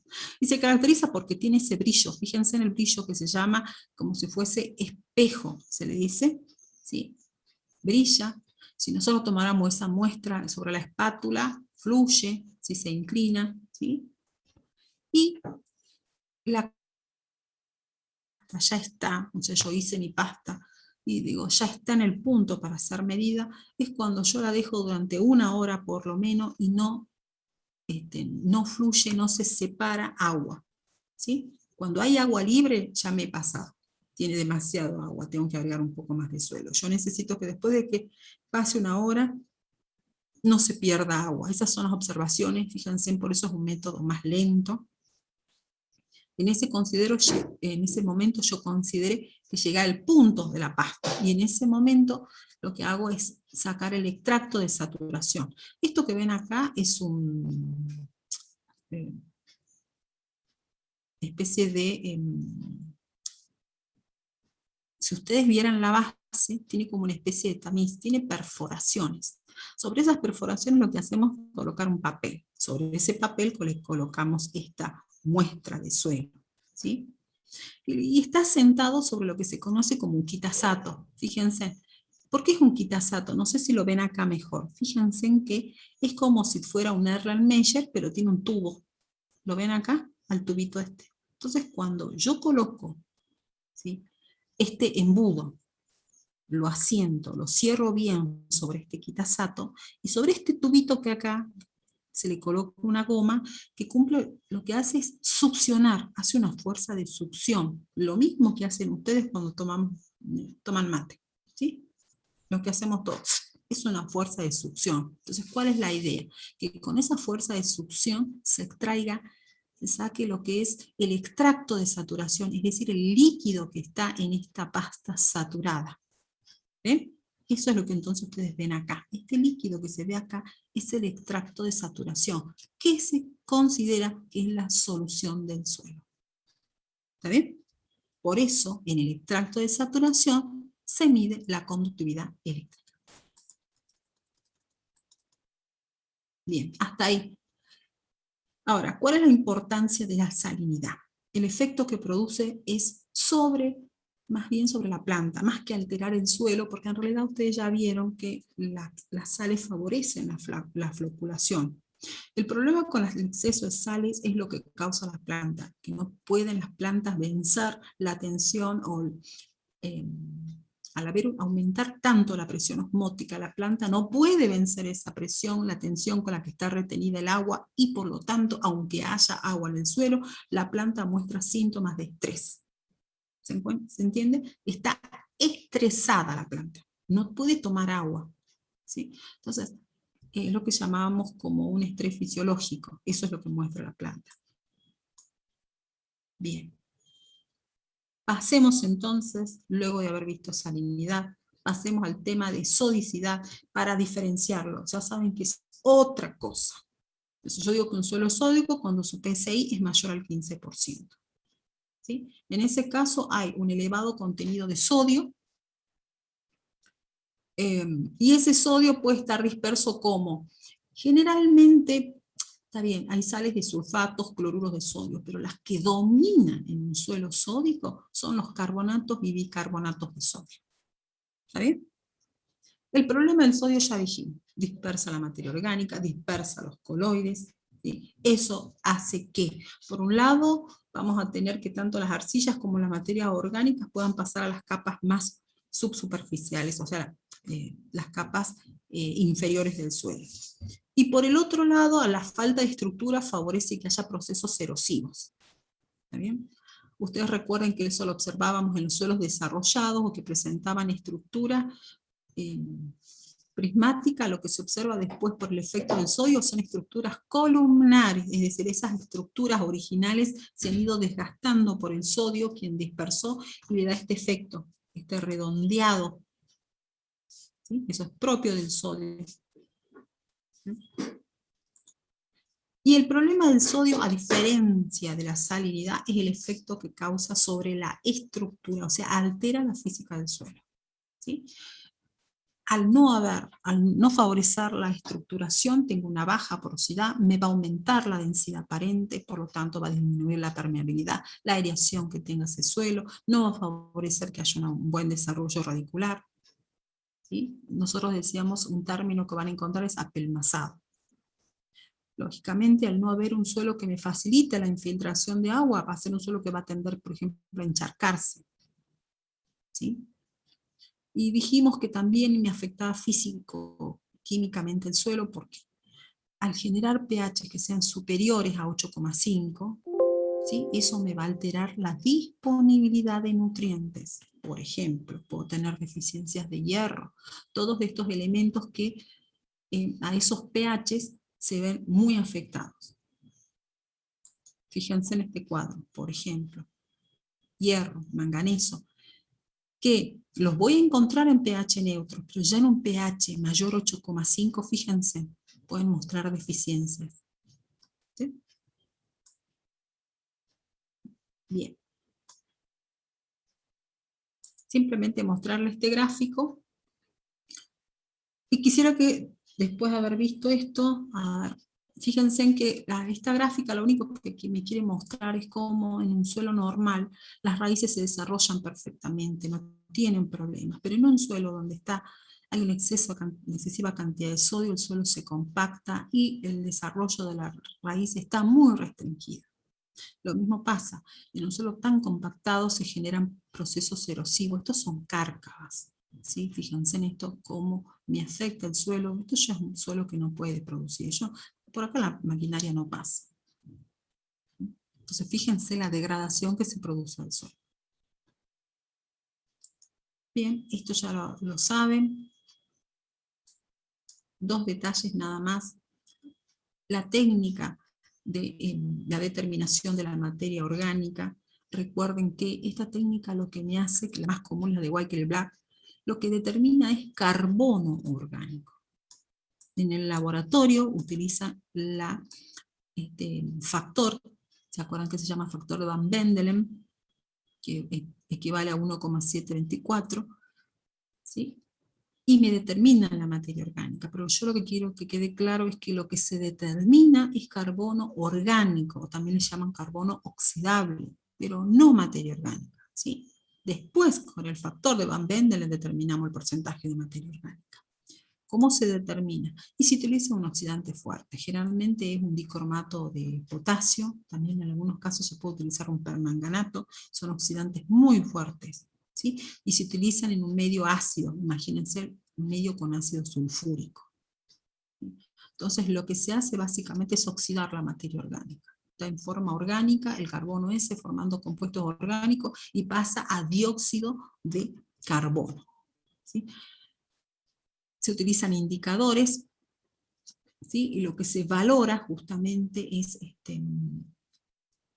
no quiero darle simplemente lo que le estoy explicando es en qué se basa la técnica, pero se utiliza indicadores para determinar el hierro que está sin oxidar. ¿Sí? El hierro lo que nos permite a nosotros con esta técnica es determinar lo que no se oxidó. Entonces, por diferencia, determino la cantidad de carbono oxidado. Ustedes recuerden que todo esto son reacciones químicas, entonces perfectamente está estandarizada lo que se consume y lo que no se consume. O sea, la cantidad que hay de cada cosa. ¿Mm? Esa es la técnica de White-Black. Bien, esto es el cuadro, ya vimos los valores, y ¿qué otro detalle me puede faltar? Vimos relación carbono-nitrógeno, ahora lo vamos a ver. ¿Qué más van a encontrar en un análisis? Nitrógeno, les vuelvo a recordar, el nitrógeno figura ahí en un análisis, es nitrógeno total, necesita mineralizarse para que pueda ser tomado por las plantas. Y fíjense, en el práctico van a encontrar esto. En la última parte van a encontrar esto, que es una tablita que hizo el INTA, donde está la calificación, o sea, me va a calificar todos estos parámetros, ¿sí? Califica la salinidad, sodicidad, los macronutrientes, la materia orgánica, el pH, de modo tal para que me dice si los valores son adecuados o no. Ahora, yo siempre le digo a los alumnos, tener un análisis y fijarse si los valores son buenos o malos, no es necesario ser ningún tipo de ingeniero para hacer esto. ¿Está bien? No hace falta ser ingeniero. ¿Qué es lo que le va a dar la impronta de mi trabajo? Cuando yo haga el análisis, interprete lo que está pasando acá. ¿Está bien? Pero hacer esto no hace falta ser ningún ingeniero. Eso lo puede hacer cualquier técnico, se fija que los valores, es más, alguien de primaria lo puede hacer, se fija si es bueno, muy bueno, malo, el rango, y ya está. No, lo que nosotros tenemos que darle es la impronta, lo que sabemos, interpretar estos datos. ¿Se ha entendido? Entonces, y acá están destacados 3 valores de macronutrientes. ¿Cuáles son los valores medios que ustedes van a considerar cuando trabajen con la planilla? Esta planilla les va a dar valores, fíjense, para tabaco, dice, por ejemplo, para nitrógeno total o para materia orgánica, fíjense en que le das valores para el tabaco y después dice valores para otros cultivos. Ustedes tienen que trabajar con esto, con lo que dice otros cultivos. ¿Por qué? Porque el tabaco es una especie que no es tan poco exigente, ¿sí? Que siempre tiene valores más bajos. Ustedes tienen que trabajar con otros cultivos, ¿se ha entendido? El tabaco es tan poco exigente y justamente por eso es que se lo sigue cultivando en suelos que están muy degradados. Entonces, si consideramos, o vamos a considerar valores medios para nitrógeno total, valores entre 0,12 y 0,20%. Para fósforo, ¿sí? Vamos a considerar valores medios de 12 a 20, ya saben que las unidades son parte por millón. Y para potasio intercambiable vamos a considerar valores normales de 0,2 a 0,5, ¿sí? Mili equivalentes cada 100 gramos de suelo. Acuérdense que es el potasio que está absorbido en el complejo de intercambio. Bien, ¿qué otro dato tienen en la última hoja del análisis? La interpretación de los carbonatos. En general nuestros suelos no tienen tantos problemas, pero hay lugares, por ejemplo, donde puede ser importante determinar el porcentaje de carbonatos, por darles una idea, si, suelos que tienen cultivos de vid, o por ejemplo en otros países hay lugares donde la concentración de carbonato es importante, ¿sí?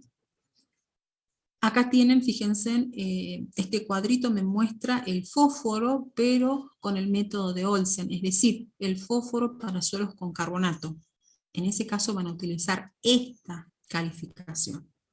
Acá me da la calificación del sodio cuando está en miliequivalentes, ¿sí? En general nosotros trabajamos con el PCI, pero si no lo tuvieran, fíjense, acá están los miliequivalentes y su calificación. Y esto, lo que me está mostrando, fíjense que acá se corrió, pero es de 12 a 25, ahí lo estamos poniendo, me está mostrando los valores medios de capacidad de intercambio catiónico, que nosotros ya veníamos charlando de esto, ¿sí? Eso consideramos valores medios, de 12 a 25. Bien, ahora vámonos al práctico. Acá tenemos unos cuadritos, y acá lo vamos a analizar. Yo creo que el práctico tiene un ejemplo de Bermejo. A ver, yo se los dejé ya en la plataforma Moodle. Denme 2 minutitos que lo voy a ver.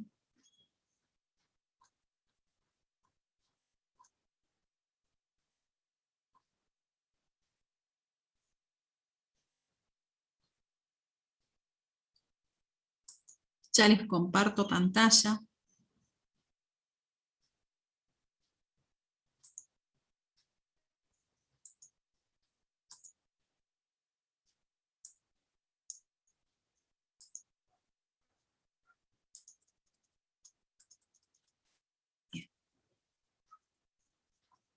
Y vamos a hacer interpretación. Ahí está. Acá los suelos que tienen son ranchos, bajo grande, sí, el que tengo yo, bajo grande, y Bermejo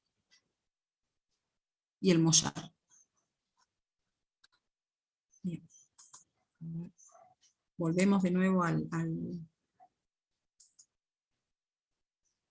PowerPoint. Veamos, comencemos con Bermejo entonces. Fíjense, en este caso tenemos la suerte, ¿sí? Ahora vamos a pasar entonces a aplicar todo lo que vimos a este análisis. ¿Cómo lo vamos a ir interpretando?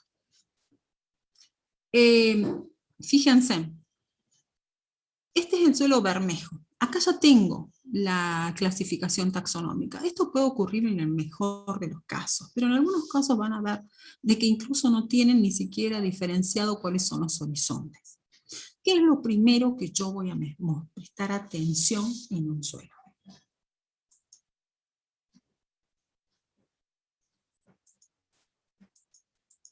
Espérenme que quiero agrandarlo.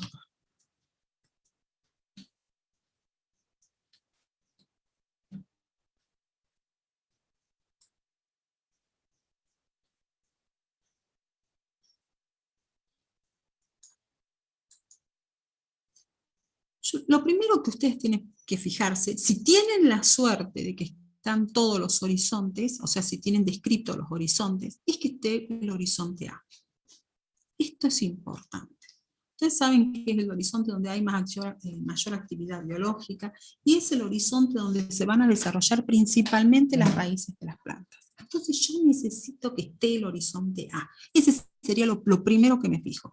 Vuelvo a repetir, con suerte si tengo la descripción de los horizontes. En algunos casos no dice eso, simplemente dice de 0 a 20. No están los nombres. Pero me interesa, porque eso si no está A, que es el horizonte donde hay un mayor desarrollo radicular, también me está diciendo de que ese suelo es probable que haya o procesos de degradación, o sea que se haya erosionado ese horizonte, y si no tampoco no se van a generar condiciones adecuadas, ¿sí?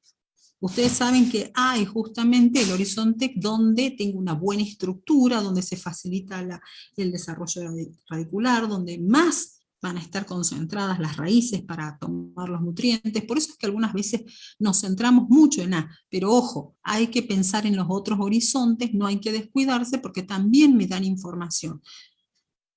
Bien, ¿qué más me fijaría? Si está A, me fijo que A sea profundo. Eso sería lo ideal. En este caso tiene 15 centímetros. Este es un suelo de qué tipo, de acuerdo a los horizontes que tiene. ¿Cómo lo calificamos por el desarrollo que tiene este suelo? Es un suelo bien desarrollado, profe, porque tiene el BT Tiene y el B. E también. Y si tiene E, ¿cómo lo llamábamos a ese suelo específicamente cuando tiene E? ¿Cómo lo llamábamos ya? Senil. Eso, es un suelo senil ya.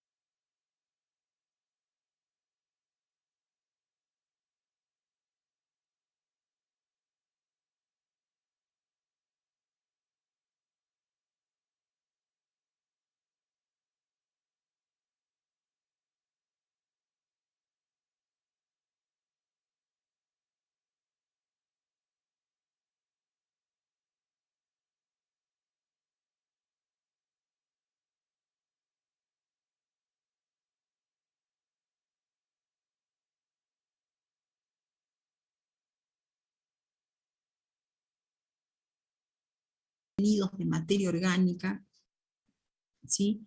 Me está diciendo que seguramente en ese suelo hay una buena estructura, hay buenas condiciones, en teoría. Y la textura esta moderadamente gruesa, fíjense en que son suelos que retienen agua, pero acuérdense, si fuera más gruesa, les cuesta tomar agua, tengo muchas partículas grandes, domina la fracción líquida. Y esta es moderadamente gruesa, en general no sé cómo va a ser un suelo con problema. Fíjense en la capacidad de intercambio catiónico que tiene, 10,9. ¿Qué les parece? ¿Ese es un valor adecuado? A pesar de los altos contenidos de materia orgánica que tienen. ¿Qué les parece?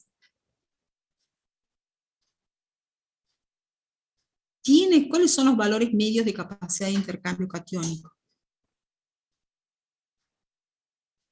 Es bajo. Los valores medios son entre 12 y 25. Eso tiene valores de 10. Tiene bajos valores de capacidad de intercambio catiónico, ¿sí?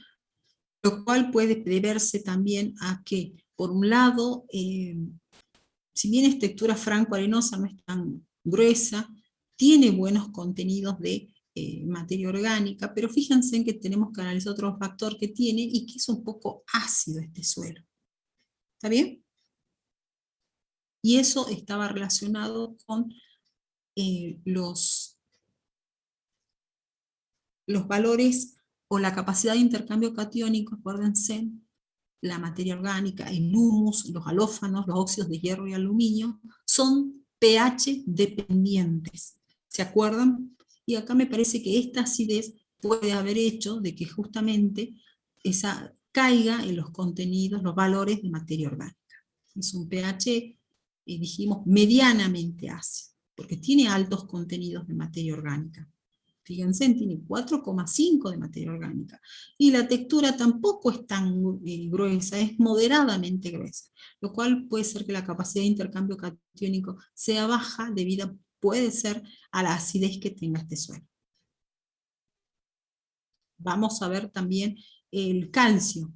Acá no están los valores, aquí están los 1000 equivalentes. Ustedes van a hacer los cálculos en porcentajes y se van a fijar si los valores son los adecuados. ¿Quién le saca el porcentaje de calcio que tiene este suelo?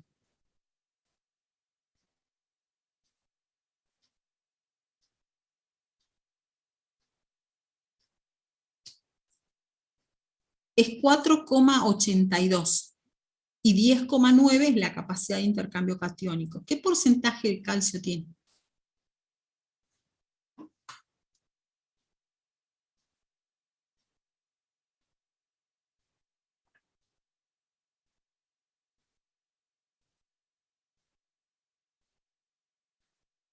¿Me escuchan? 44%. Fíjense en lo bajo que es. Eso también. Fíjense en lo bajo que es, justamente la acidez que tiene, el bajo contenido de calcio que tiene. Entonces, nosotros que hemos visto, ¿cuánto sería un valor más adecuado de calcio que tendría que tener? Eso vimos cuando vimos la distribución de cationes que tiene que haber en el complejo de intercambio. Si ustedes no se acuerdan, recuerden que un molisol tiene por arriba de 50. Esto tiene un valor bajo. Un valor normal de calcio es entre 60 y 80. Justamente. Con esa acidez tiene deficiencias de calcio. ¿Está bien? Tiene bajos cantidades, porcentajes de calcio. Bueno, lo mismo pueden hacerlo con el resto de los nutrientes. ¿Sí? ¿Se ha entendido? ¿Alguna consulta de esto? ¿Hola? ¿Se ha entendido esto, cómo tienen que ir analizándolo? Profe, Sí. Sí. yo entendí, pero con respecto a lo que me mareo es cuando tendríamos que fijarnos en las tablas, las diferentes, cuáles serían los valores aproximados, los mejores valores serían para las diferentes... Exactamente. Ustedes se tienen que ir fijando, bueno, yo porque ya me lo sé de memoria, pero ustedes van a ir, bueno, después se van a fijar, por ejemplo, de 0,12 a 0,25 es el nitrógeno total, fósforo de 12 a 25, ¿sí? Partes por millón, de 0,2 a 0,5 los 1000 equivalentes de potasio, todo eso lo tienen que ver, está en las tablitas. ¿Qué haría yo? Los tomaría los rangos más importantes, o sacan la tabla y pongan en el resaltador, seguían con esto, con los valores medios. ¿Se dan cuenta? Ahora, ¿cuáles son los que tienen que saber? Nitrógeno total, fósforo, potasio, y el resto ya lo saben, porque saben lo que hay para sodio. Sí, lo que hay que ver es la distribución de los cationes en el complejo de intercambio, porque fíjense, eso está muy relacionado con todo lo que acabamos de hablar. Fíjense en cómo, a ver, miren acá, fíjense en cómo me está diciendo que hay deficiencia, puede haber deficiencia de calcio, porque tengo bajo contenido, un 40%, no es la distribución adecuada. ¿Está bien? Trabajen con esas trabajen con ese cuadro, el que está al final. ¿Sí? Yo creo que enseguida tendríamos que estar tomando el coloquio. Yo lo que prefiero es que antes de tomar el coloquio, prefiero que sigamos analizando el tema de interpretación, porque es lo que va a entrar en el parcial. ¿Sí? Yo preferiría que veamos otro análisis más. ¿Sí? Sigamos analizando otro. Ese es lo que así van a tener, así como venimos charlando, así van a ir analizando. Si les preguntan, en el parcial probablemente sea más específico, y les pregunten sobre nitrógeno total, o le pongamos, puede ser que le pongamos un análisis chiquito, y que se les pida determinados análisis, ¿está bien? Entonces, ¿qué otra cosa se van a fijar? Por ejemplo, ya dijimos lo del nitrógeno total, acá prácticamente hemos analizado todo.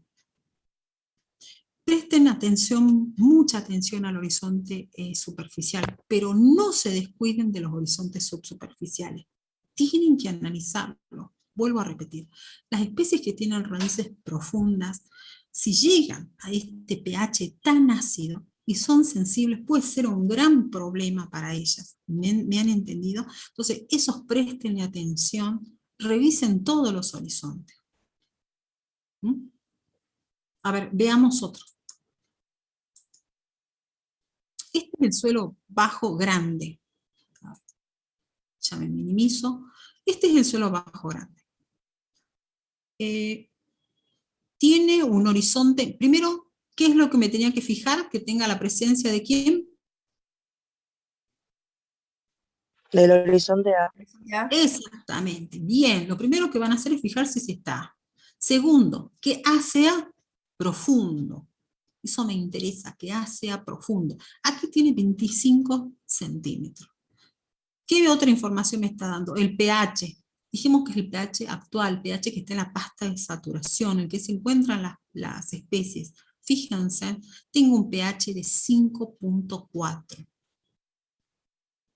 ¿Qué podríamos ya decir con ese pH? ¿Qué valor, qué número de pH que les dije que ustedes se lo tienen que grabar acá? 5.5. Eso lo tienen que tener en la cabeza, y 8,5. O sea, esos valores extremos a mí están causando problemas. Y un valor medio, entonces entre 6,5, 7,5, algunos autores por ahí le ponen 6,5, 7,1, pero en ese rango, ahí nos movemos, esos son pHs neutros. Entonces, con este valor, yo sabiendo que es 5.4, ya puedo decir que tengo deficiencias, que es muy ácido. ¿Deficiencias de qué tengo? Seguro. Fíjense que en el otro también lo vimos, a pesar de que tenía pH más alto, igualmente había deficiencia de calcio. No tenía los valores normales de calcio el anterior. ¿Qué les parece este? ¿Deficiencia de qué se tiene ese pH?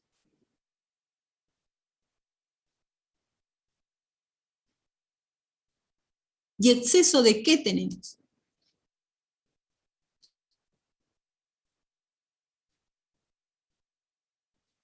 Vayan a los cuadros.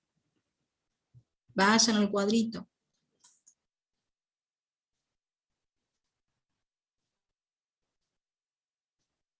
¿Habría exceso, profe, de hierro, por ejemplo? De hierro, Y tal cual. Hierro, excesos de cobre.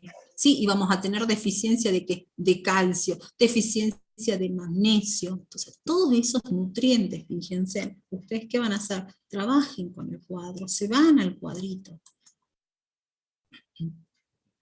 Fíjense, estamos en este rango. Entonces, ¿qué tienen? Como decíamos, exceso de cobre, exceso de cobalto, de hierro, de manganeso, de zinc, pero vamos a tener deficiencia de calcio, potasio, de nitrógeno, de fósforo, todo eso va a ser un problema para nosotros. Son macronutrientes, tanto nitrógeno, fósforo y potasio, son macronutrientes, va a ser un problema para nosotros. ¿Por qué? Y encima estamos hablando del horizonte superficial. Fíjense, si esto lo relacionamos con esto, la acidez que tiene, ¿qué quiere decir? Me está dando idea que en el complejo de intercambio hay muchos hidrogeniones. Ya analicemos las bases. Por ejemplo, ¿cómo es la distribución de bases en el complejo de intercambio? ¿Qué porcentaje de calcio hay en el complejo de intercambio? ¿Quién hace ese cálculo?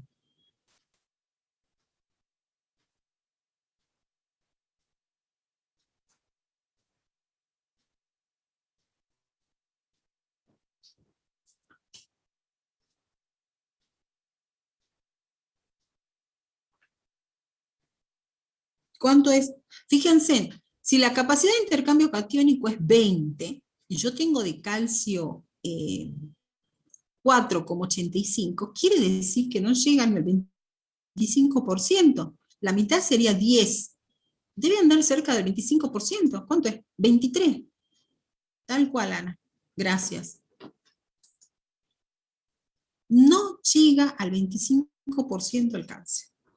¿Se dan cuenta cómo refleja? El pH está reflejando lo que está pasando. Tengo un complejo de intercambio que está prácticamente saturado de hidrogeniones, muy ácido. Entonces tengo deficiencia de calcio. Seguro que debo tener deficiencias también de magnesio. ¿Qué más? ¿Es salino?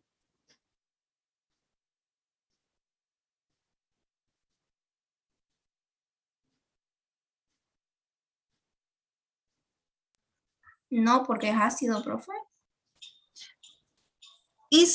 No es salino, fíjense, en el horizonte superficial, ¿sí? Es muy ácido, es cierto. Profe, nos Pero tenemos que fijar además en el porcentaje de sodio de intercambio que tiene 2,07. es muy bajo, ¿sí? La concentración de sodio que tiene, ¿sí? Y eso lo veíamos, es muy bajo la concentración de sodio, pero la salinidad, ojo, esto me da solamente la sodicidad. Yo cuando hablo de salinidad, acuérdense en que me tengo que fijar en la conductividad eléctrica y en la resistencia eléctrica. Esto me sirve para saber si el suelo tiene sodio, ¿sí? ¿Quedó claro eso? Me fijo entonces acá, esto es salinidad, y acá me fijo, esto es sodicidad. Entonces, atendiendo a la salinidad, no es salino. ¿Por qué? Porque si analizo la resistencia eléctrica, es mayor. Si fíjense, tiene valores muy por arriba de 300 o 400. Y si me fijo si es sódico, no es sódico, porque tiene valores menores al 15% de sodio. ¿Qué pasa con el carbono orgánico o la materia orgánica? Tiene valores relativamente un poco más altos, porque entre 2 y 3 para valores medios. El nitrógeno total está dentro de los valores medios, que era de 0,12 a 0,25, tiene de 0 23. La relación carbono-nitrógeno está dentro de los valores normales, que dijimos que es de 8 a 12. La materia orgánica dijimos que es un poquito más que alta. ¿Qué textura tiene? Franco-arcillosa, ¿sí? O sea que va a ser un poco adhesivo, va a ser un poco plástico este suelo, ¿sí? La capacidad de intercambio catiónico tiene valores medios. Acuérdense que entre 2 y 25 teníamos valores medios, tiene un valor medio de 20. Y fíjense, en este caso, al ser un franco arcilloso, el aporte de las arcillas sin duda le ha dado un valor más alto de capacidad de intercambio catiónico, ¿sí? Tiene de 20. ¿Sí? Acá seguramente el aporte de la arcilla es importante. Fíjense en que en la otra situación teníamos un franco arenoso, teníamos mucha materia orgánica, pero la capacidad de intercambio catiónico era baja. ¿Sí? Y lo que nosotros decíamos es probable porque la materia orgánica sí es pH dependiente, sí se ve afectada con el pH. Acá tenemos arcillas que van a aportar a la capacidad de intercambio catiónico.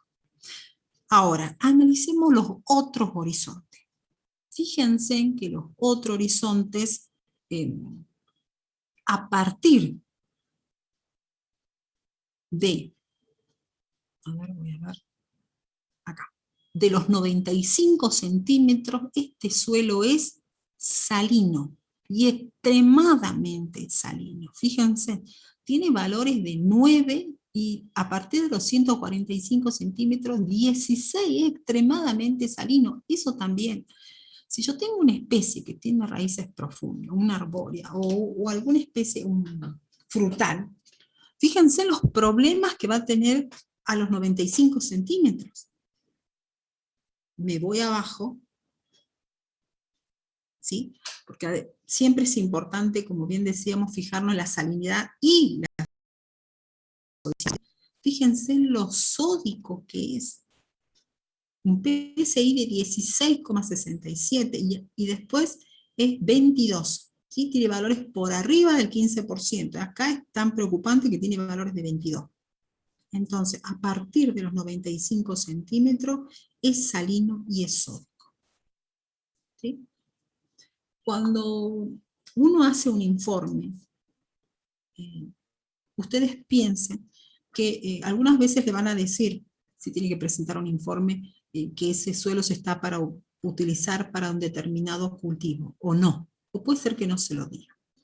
Pero a ustedes no se les puede escapar estas cosas. A ustedes no se les puede escapar prestar mucha atención a donde hay problemas de salinidad, de sodicidad. Siempre es como cuando el médico toma un análisis. Lo primero que se va a fijar, si bien va mirando detalle por detalle, pero cobra mucha importancia que ustedes le digan a un productor cuáles son las limitaciones que tiene. Entonces, a los 95 centímetros, este suelo es salino sódico.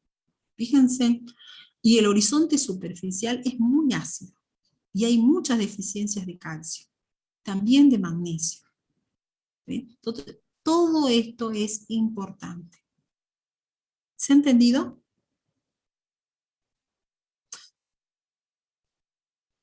¿Me escuchan? No sé si están prestando atención.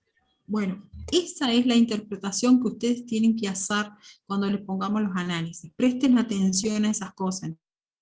Entonces, no se descuiden de los horizontes subsuperficiales. A ver qué otra cosa les podemos ver de acá.